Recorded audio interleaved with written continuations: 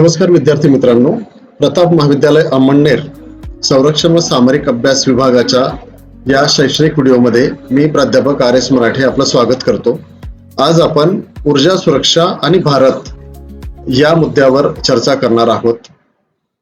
तर विद्यार्थी मित्रांनो, ऊर्जा सुरक्षा म्हणजे नेमकं काय? ऊर्जा सुरक्षा ही कोणत्याही देशाच्या आर्थिक, सामाजिक आणि सामरिक स्थैर्याचा एक आधारभूत स्तंभ आहे। या तिघांसाठी ऊर्जा सुरक्षा फार महत्वाची आहे।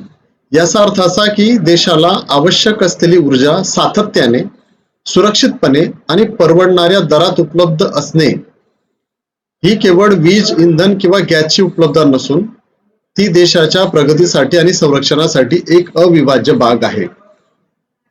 जनरली जेव्हा आपण ऊर्जा या शब्दाचा विचार करतो तेव्हा आपल्या समोर घरात फक्त लागणारा लाईट किंवा रिचार्ज करताना बॅटरी चमकणे या एवढ्या संदर्भात सामान्य व्यक्ती त्याचा विचार करतो। परंतु एका देशाच्या आर्थिक आणि सामाजिक स्थैर्याच्या दृष्टिकोनातून जर ऊर्जेचा विचार केला तर ती केवळ वीज किंवा पेट्रोल, डिझेल, गॅस, इंधन यात नसते। तिचा सर्वांगीण उपयोग देशाच्या प्रगतीसाठी आणि संरक्षणासाठी करणं, होणं, असणं हा एक अविभाज्य भाग आहे। भारतासारख्या विकसनशील देशासाठी ऊर्जा सुरक्षा अत्यंत महत्वाची गोष्ट आहे, कारण वाढत्या लोकसंख्येला आणि वेगाने वाढणाऱ्या अर्थव्यवस्थेला ऊर्जा पुरवठा आवश्यक आहे। भारताची लोकसंख्या आज जवळपास 140 कोटी आहे आणि एवढ्या लोकसंख्येच्या देशाला ऊर्जेची साधनं पुरवणं ही ऊर्जा सुरक्षेच्या दृष्टिकोनातून फार महत्वाची बाब आहे। ऊर्जा सुरक्षा सुनिश्चित करणे म्हणजे बाह्य धोके, जागतिक बाजारपेठेतील चढ उतार आणि पुरवठा साखळीतील अडथळे यापासून देशाचे संरक्षण करणे होय। या ओळीचा आपण अर्थ जर समजून घ्यायचा प्रयत्न केला तर एकंदरीत आपण सांगू शकतो की भारत इंधनाच्या बाबतीत म्हणजे आपण डिझेल, पेट्रोल आणि गॅस या क्षेत्रामध्ये आपण इतर देशांवर जास्त अवलंबून आहोत, कारण या सर्वांचं उत्पादन आपल्या देशात होत नाही। भारत जगातील अनेक देशांकडनं या सर्व इंधनाची आयात करतो आणि या आयातीवर आपले संरक्षण धोरणं, आपला आर्थिक विकास, आपला सामरिक विकास आणि आपला सामाजिक स्थैर्याचा एक प्रमाणे याच्यामध्ये विचार केला जातो। एवढ्या मोठ्या लोकसंख्येच्या देशाला अनेक अडथळ्यांपासून वाचवण्यासाठी नेहमी शासनाला सतर्क राहावं लागतं आणि त्यामुळे ही पुरवठा साखळी कधीही विस्कळीत होऊ नये यासाठी देशाचं संरक्षण करणं फार गरजेचं आहे आणि म्हणून ऊर्जा सुरक्षा ही फार महत्वाची आहे। भारताची ऊर्जा गरज आणि वाढती मागणी या मुद्द्यावर प्रकाश टाकण्याचा जर आपण प्रयत्न केला तर दिवसेंदिवस ऊर्जेची मागणी ही प्रचंड प्रमाणात वाढलेली आहे। मग ती घरातील इलेक्ट्रिसिटी म्हणजे वीज असो किंवा तुम्ही स्वयंपाकघरात जो गॅस वापरतात त्याची मागणी असो, पेट्रोल असो, डिझेल असो, इतर कुठल्याही प्रकारचा गॅस असो, यांची मागणी दिवसेंदिवस वाढत आहे। भविष्यातील अंदाज बांधण्याचा जर आपण प्रयत्न केला तर जागतिक ऊर्जा एजन्सी जी IEA आहे आणि शेल यांच्या अंदाजानुसार 2040 पर्यंत भारताची ऊर्जा मागणी अमेरिकेपेक्षा जास्त होण्याची शक्यता आहे। बघा, अमेरिका ऊर्जा संपन्न देश आहे आणि मागणी मात्र 2040 पर्यंत भारत अमेरिकेला सुद्धा मागे टाकेल ऊर्जेच्या मागणीच्या बाबतीमध्ये। ही एक शक्यता आहे। ही आकडेवारी भारताच्या वाढत्या औद्योगिकरणाचे आणि शहरीकरणाचे संकेत आहे। भारतात जे शहरीकरण खूप मोठ्या वेगाने वाढत आहे, औद्योगिकरण वाढत आहे, या सर्व क्षेत्राला ऊर्जेची नितांत आवश्यकता आहे आणि किंबहुना त्यांची प्रगती, त्यांचा विकास हा ऊर्जेवरती अवलंबून आहे आणि म्हणून येणाऱ्या काळामध्ये भारताला खूप मोठ्या प्रमाणात ऊर्जेची गरज भासणार आहे। आणि याच्यात मग काय झालंय की मागणी जी आहे ती दुप्पट होण्याची शक्यता आहे। सध्याचा विकास दरामुळे 2026 पर्यंत म्हणजे आता आपण आज 2026 मध्ये आलेलो आहोत, भारताची एकूण ऊर्जा मागणी दुप्पट होण्याची शक्यता आहे. याच काळामध्ये या 2026 मध्ये ही मागणी दुप्पट होण्याची शक्यता आहे. यामुळे ऊर्जा स्रोतांवर ताण मोठ्या प्रमाणावर वाढू शकतो आणि सुरक्षा धोरणांना अधिक महत्व प्राप्त होईल. कारण आर्थिक स्थैर्याचा विचार केला तर त्यासाठी ऊर्जा सुरक्षा किंवा ऊर्जेच्या क्षेत्रामध्ये स्वयंपूर्ण किंवा त्याची मागणी किंवा त्याची पुरवठा साखळी अबाधित ठेवणं हे भारतासारख्या देशाला फार गरजेचं आहे. आणि म्हणून येणाऱ्या काळामध्ये ही जी मागणी दुप्पट होणार आहे तर तिचा पुरवठा करणं मिळवणं हे शासनाला एक आव्हानात्मक काम असणार आहे. आर्थिक विकास आणि लोकसंख्येचा जर आपण विचार केला तर आर्थिक विकास आणि प्रचंड लोकसंख्या वाढीमुळे ऊर्जा सुरक्षेची गरज पूर्वीपेक्षा अधिक तीव्र झालेली आहे. खूप जास्त प्रमाणावर त्याची गरज भासते. प्रत्येक व्यक्तीला परवडणारी आणि विश्वसनीय ऊर्जा उपलब्ध करून देणे हे सरकार समोर एक फार मोठं आव्हान आहे. 140 कोटी नागरिकांना ऊर्जेची गरज आणि शासनाकडनं केला जाणारा पुरवठा यामध्ये समन्वय साधणे खूप आव्हानात्मक परिस्थिती आहे. आणि यासाठी भारतासारख्या देशाला येणाऱ्या काळामध्ये ऊर्जा सुरक्षेमध्ये कसे स्वयंपूर्ण होता येईल या बाबतीत निश्चितच विचार करावा लागणार आहे. आणि त्या संदर्भात आपण अगोदरच पावलं उचलणं सुरू केलेलं आहे. आज सौर ऊर्जा असेल, पवन ऊर्जा असेल, याच्या बाबतीतही खूप जागरूकतेने आपण कार्य करत आहोत. तर मग भारताची ऊर्जा पुरवठा धोरणे काय आहेत, नेमकं आपण आपलं व्यवस्थापन कसं करतो? तर जे काही विविध ऊर्जा स्रोत आहेत, समावेश आहे त्यांचा, त्याच्या बाबतीत बघूया. भारत केवळ जीवाश्म इंधनावर अवलंबून राहता नवीकरणीय ऊर्जा, ज्याच्यात सौर ऊर्जा, पवन ऊर्जा, जलविद्युत आणि आण्विक ऊर्जा यासारख्या विविध स्रोतांचा वापर करत आहे. कारण जीवाश्म इंधनावर एवढ्या मोठ्या देशाची 140 कोटी नागरिकांची ऊर्जा गरज भागवणं हे शक्य नाही. आणि यामुळेच येणाऱ्या काळामध्ये आपल्याला नवीकरणीय ऊर्जा, जिला सौर आणि पवन ऊर्जा म्हणतात, किंवा पाण्यापासून निर्माण होणारी ऊर्जा, आणि त्याचबरोबर सर्वात आधुनिक तंत्रज्ञानाने आपण जी आण्विक ऊर्जा तयार करत आहोत, या माध्यमातून आपल्याला देशाची ऊर्जेची मागणी पूर्ण करता येऊ शकते. आपण आता बघत असाल आपल्या महाराष्ट्रामध्ये सौर ऊर्जा वापरणाऱ्या नागरिकांची संख्या दिवसेंदिवस वाढत आहेत. आता शहरांवर, छतांवर तुम्हाला खूप साऱ्या ठिकाणी सौर ऊर्जेचे पॅनल्स दिसत आहेत. आणि हा त्या स्वयंपूर्णतेकडे, ऊर्जा स्वयंपूर्णतेकडे जाण्याचा एक चांगला मार्ग आहे. याचाच पुढे काय होईल की ऊर्जा पुरवठ्यात विविधता राहते आणि एकाच स्रोतावर अवलंबित्व कमी होईल. एका स्रोतावर अवलंबून राहणं कमी करता येईल आणि ऊर्जेची वाढती मागणी आणि तिचा पुरवठा करणे सोपं होईल. त्याचबरोबर आयात स्रोतांचा विस्तारही करावा लागेल. आज भारत रशियाकडनं खूप मोठ्या प्रमाणावर इंधनाची आयात करत आहे. परंतु अमेरिकेसोबत असलेल्या तणावयुक्त संबंध जे आता हल्लीच्या काळात या गेल्या 5-6 महिन्यापासून झालेले आहेत, त्यामुळे कुठेतरी रशिया सोबतच्या इंधन आयातीवरील धोरणामध्ये थोडासा बदल करावा लागू शकतो की काय, अशी एक संभावना आहे. यामुळे भारत जगातील इतर अनेक देशांकडनं इंधनाची आयात करतो आणि त्याचाही आपल्याला येणाऱ्या काळात विस्तार करावा लागणार आहे. त्याचबरोबर देशात निर्मित इथेनॉलचं मिश्रण आपल्याला पेट्रोलियम पदार्थांमध्ये करून आपल्याला आयातीचा जो दबाव आहे तो थोडा कमी करता येऊ शकतो. आणि सद्यस्थितीत आपण आपल्या पेट्रोल्समध्ये 20% 15% इथेनॉलचा वापर करत आहोत. त्याचबरोबर हरित हायड्रोजन आणि इलेक्ट्रिक वाहने, सध्याच्या काळात आपल्या देशामध्ये गेल्या 2 वर्षांपासून हा सर्वात महत्वाचा मुद्दा आहे की रस्त्यांवर आपल्याला आता इलेक्ट्रिक बाईक ही मोठ्या प्रमाणात दिसू लागली आहे. आणि हा सर्व प्रकार हा आपल्या ऊर्जा सुरक्षेमध्ये स्वयंपूर्ण होण्याकडे एक वाटचाल आहे. आणि या इलेक्ट्रिक वाहनाचे किंवा हरित हायड्रोजनचे आपल्याला फायदा असा आहे की प्रदूषणावर आपण नियंत्रण मिळवतो आहोत आणि अधिकाधिक लोकांनी या ई बाईकचा, ई कारचा वापर येणाऱ्या काळात करावा, यासाठी शासन सुद्धा त्यांना प्रोत्साहन देत आहे आणि या विविध धोरणांमधूनच भारताची ऊर्जा गरज पूर्ण करण्यावर भर दिला जातोय. आण्विक ऊर्जा आणि भारताचा सामरिक फायदा हा एक चर्चेला आलेला नवीन विषय आहे गतकाळापासून. यात आपण भारताने 2047 पर्यंत 100 गिगावॉट आण्विक ऊर्जा क्षमता गाठण्याचे महत्वाकांक्षी टार्गेट ठेवलं आहे.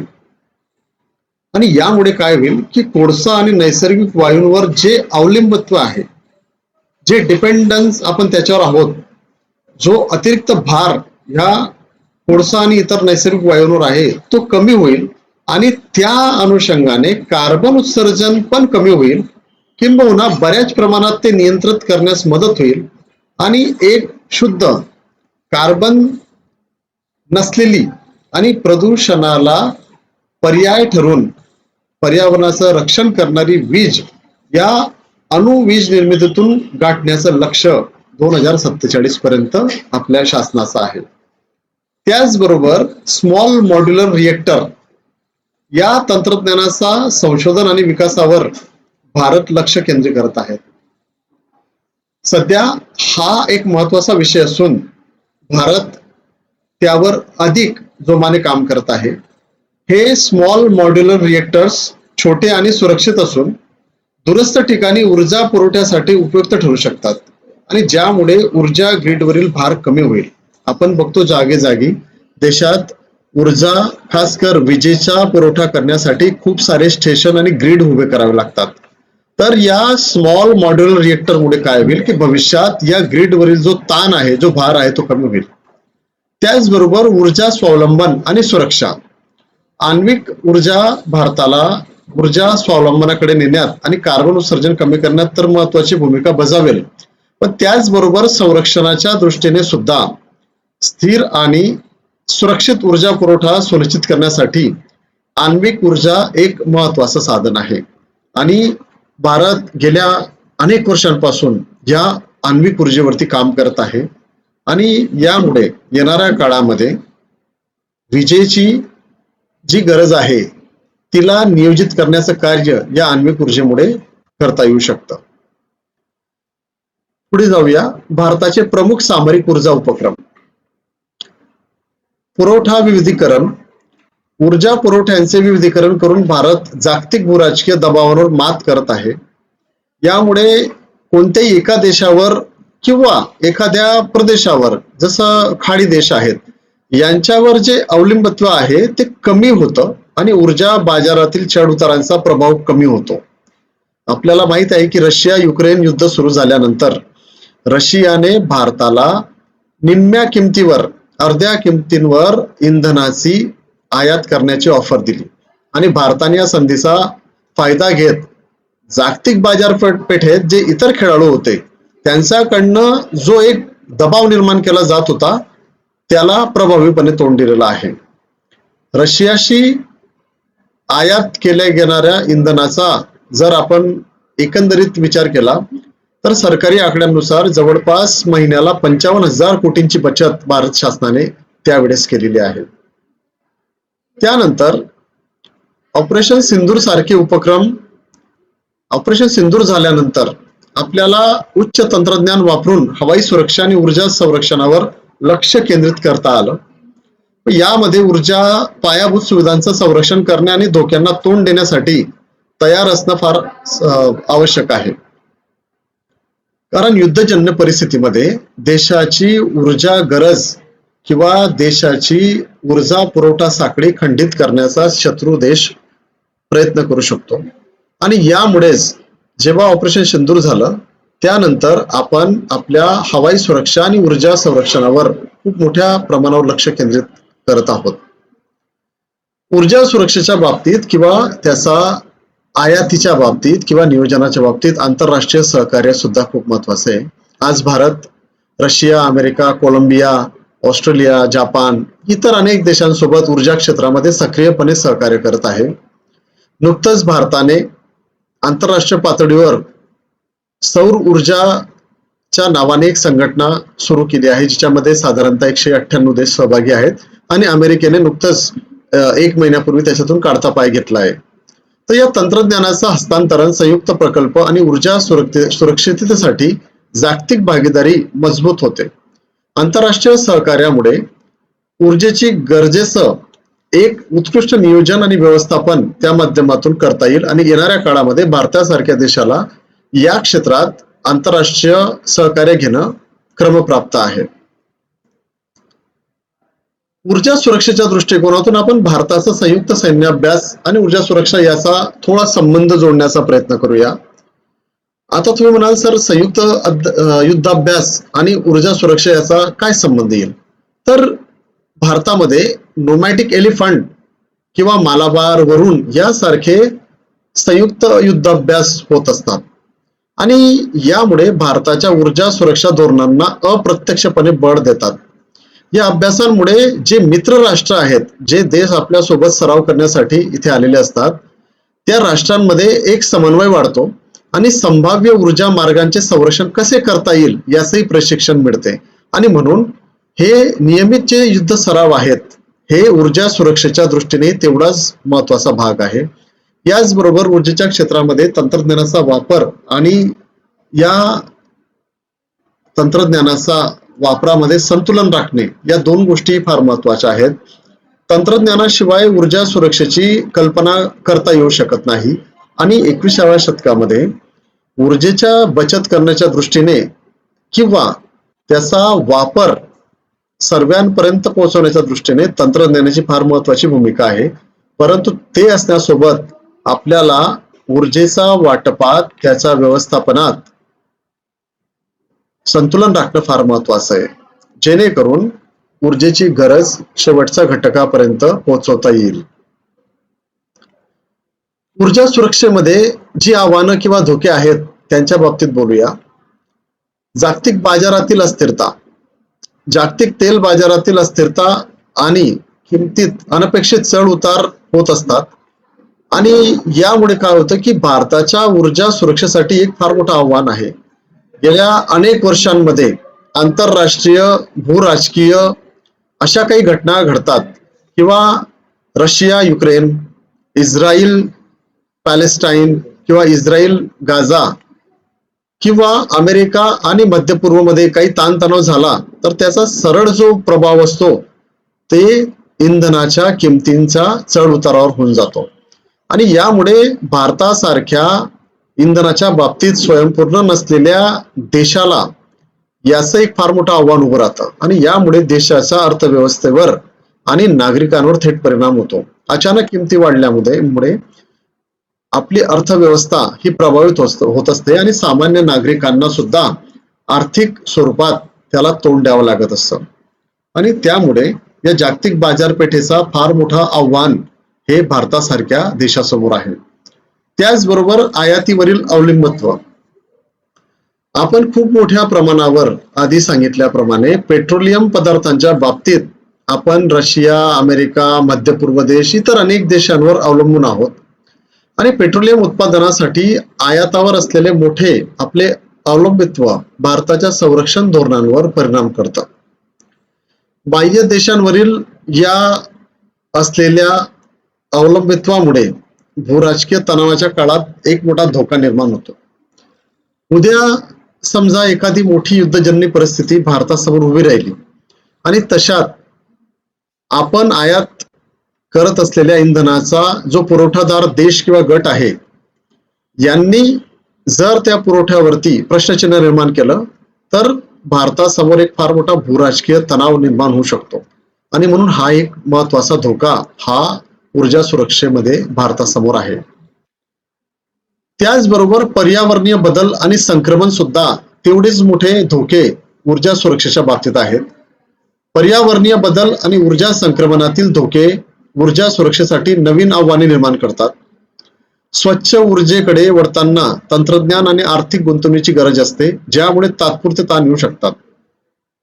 खरं तर ऊर्जा सुरक्षेसंदर्भात नवीकरणीय ऊर्जेची जी काही तंत्रज्ञानाची किंमत आहे ती सामान्य माणसाच्या तेवढ्या आवाक्यात नाही आणि त्यामुळे शासनाला खूप साऱ्या ठिकाणी आपण बघत असो की सौर पॅनल बसवताना नागरिकांना त्यांना सबसिडी द्यावी लागते आहे. याच्याच वरनं आपण समजू शकता की हे एक मोठं आव्हान आहे आणि आर्थिक गणित ही फार मोठ्या प्रमाणावर देशाला या बाबतीत बाधित करतात आणि ज्यामुळे वेळोवेळी तात्पुरते ताण या ऊर्जा क्षेत्राच्या रूपाने देशासमोर उभे राहतात आणि म्हणून या आव्हानांना तोंड देण्यासाठी नित्यनियमाने देशाला स्वयंपूर्णतेकडे वाटचाल करावी लागेल, तंत्रज्ञानाचा अधिकाधिक उपयोग करावा लागेल. भारतासाठी ऊर्जा सुरक्षेचा भविष्यातील मार्ग काय असू शकतो? आपण आताच नवीकरणीय ऊर्जेच्या दृष्टीने सौर ऊर्जा, पवन ऊर्जेचा फार मोठ्या प्रमाणावर वापर करायला लागलो आहोत. त्याचबरोबर भारतीय बाजारपेठांमध्ये ई बाईक आणि ई कार यांची वाढती मागणी आहे आणि या बाबतीत सुद्धा खूप मोठ्या प्रमाणावर उत्पादन सुरू आहे. तर याच्यात स्वदेशी उत्पादन आणि नवीकरणीय ऊर्जा ही महत्वाची बाब आहे. स्वदेशी ऊर्जा उत्पादन वाढविणे आणि सौर, पवन ऊर्जा यासारख्या नवीकरणीय ऊर्जा स्रोतांना प्रोत्साहन देणं हे भविष्यातील ऊर्जा सुरक्षेसाठी अत्यंत महत्वाचं आहे. याचाच अर्थ काय की यामुळे आपलं जे आयातीवर जे अवलंबून आहोत ते अवलंबून राहणं कमी होईल आणि सौर ऊर्जेचा अजून सुद्धा खूप सारा प्रसार आपल्याला करावा लागणार आहे आणि हाच सौर ऊर्जेचा परिणाम आपल्या देशाला भविष्यामध्ये ऊर्जा सुरक्षेच्या बाबतीत स्वयंपूर्ण बनवेल. त्याचबरोबर डिजिटल तंत्रज्ञान आणि AI यांचा वापर, उपयोग सुद्धा ऊर्जा सुरक्षेसाठी फार महत्वाचा आहे. डिजिटल तंत्रज्ञान आणि कृत्रिम बुद्धिमत्ता आधारित ऊर्जा व्यवस्थापनामुळे ऊर्जा वापर अधिक कार्यक्षम आणि सुरक्षित होईल. याचं उत्कृष्ट उदाहरण म्हणजे आपण टीव्हीवर बघत असताना Amazonचं एक प्रोडक्ट आहे की ज्याला कमांड दिली की तो लाईट सुरू करतो, तो म्युझिक सिस्टम सुरू करतो, तो टीव्ही सुरू करतो आणि घरातील वीज जे आहे, जे वीज कनेक्शन आहेत ते आता सेन्सर आधारित येत आहेत. म्हणजे जेव्हा तुम्ही घरात प्रवेश करता तेव्हा वीज सुरू होणे, लाईट्स ऑन होणे, यामुळे या व्यवस्थापनामुळे किंवा तंत्रज्ञानामुळे किंवा अलेक्सा सारख्या अशा अनेक तंत्रज्ञानामुळे येणाऱ्या काळामध्ये ऊर्जेचा वापर हा अधिक कार्यक्षम आणि जबाबदारीने होणार आहे आणि यामुळे निश्चितच ऊर्जा उपायांमध्ये वाढ होईल. स्मार्ट ग्रिड आणि ऊर्जा भविष्यवाणी प्रणाली यात महत्वाची भूमिका बजावतील. आता आपण बघतो की आपल्याकडे एक स्मार्ट मीटर आलेले आहेत ज्याचा कंट्रोल हा ऊर्जा क्षेत्राशी नियंत्रित असणाऱ्या मंडळांकडे आहे आणि यामुळे आपण किती ऊर्जा वापरतो किंवा आपण तिला संतुलित कशी करू शकतो यासाठी खूप साऱ्या उपाययोजना आलेल्या आहेत. सामरिक धोरणे आणि गुंतवणूक बाबत बोलायचं म्हटल्यास सामरिक दृष्टिकोनातून ऊर्जा सुरक्षेसाठी योग्य धोरणे आखणे आणि त्यात आवश्यक गुंतवणूक करणे खूप महत्वाचं आहे. कारण ऊर्जा पायाभूत सुविधांचे संरक्षण आणि सायबर सुरक्षा यावर विशेष लक्ष द्यावं लागेल. सामरिक दृष्टिकोनातून देशाच्या सुरक्षेसाठी ऊर्जा सुरक्षेमध्ये देशाला स्वयंपूर्ण होण्याबरोबर सायबर धोक्यांपासून वाचवणं हे सुद्धा तेवढंच महत्वाचं आहे. गतकाळामध्ये आपल्या अनेक पॉवर ग्रिड स्टेशनवर किंवा आण्विक सेंटरवर सायबर हल्ले करण्याचे प्रकार झालेले आहेत आणि म्हणून हा विषय फार महत्वाचा आहे. त्याचबरोबर सार्वजनिक खाजगी भागीदारी हा अत्यंत एक महत्वाचा भाग येणाऱ्या काळामध्ये असणार आहे. ऊर्जा सुरक्षेसाठी सार्वजनिक खाजगी भागीदारी म्हणजे पब्लिक प्रायव्हेट पार्टनरशिप वाढवणं फार आवश्यक आहे. यामुळे सरकार आणि खाजगी क्षेत्राच्या संसाधनांचा आणि कौशल्यांचा योग्य वापर करता येईल. आज आपल्या देशामध्ये टाटा पॉवर, अदानी पॉवर यासारख्या अनेक कंपन्या सरकारसोबत वीज क्षेत्रात, ऊर्जा क्षेत्रात भागीदारी करत आहेत आणि यामुळे येणाऱ्या काळामध्ये सरकारवर जो अतिरिक्त ताण आहे ऊर्जा वाटपाचा किंवा ऊर्जा क्षेत्राचं नियोजन करण्याचा, व्यवस्थापन करण्याचा, त्याला कुठेतरी संतुलित करता येईल. शेवटी ऊर्जा सुरक्षा ही केवळ एक आर्थिक किंवा तांत्रिक बाब नाहीये, तर ती राष्ट्रीय सुरक्षा आणि विकासाची गुरुकिल्ली आहे. खूप सारा देशाचा सर्वात महत्वाचा आर्थिक विकास, राष्ट्रीय विकास हा ऊर्जा सुरक्षेवरती डिपेंड आहे. भारताने विविध धोरणे आणि तंत्रज्ञानाचा वापर करून ऊर्जा स्वावलंबनाच्या दिशेने शक्तिशाली पावले टाकलेली आहेत आणि जी दिसताही आहेत. संरक्षण आणि सामरिक अभ्यास क्षेत्रातील विद्यार्थी म्हणून मित्रांनो, आपल्याला ऊर्जा सुरक्षेचे महत्व समजून घेणे आवश्यक तर आहेच, परंतु त्या दृष्टीने एक जबाबदार नागरिक म्हणून भविष्यात ऊर्जेचा वापर संतुलितपणे करणे आवश्यक आहे. भविष्यातील आव्हानांना तोंड देण्यासाठी आणि भारताला एक सुरक्षित आणि समृद्ध राष्ट्र बनवण्यासाठी ऊर्जा क्षेत्रात योगदान देणे हे आपलं कर्तव्य आहे आणि त्यासाठी आपल्या सर्वांची भागीदारी ही खूप आवश्यक आहे. धन्यवाद.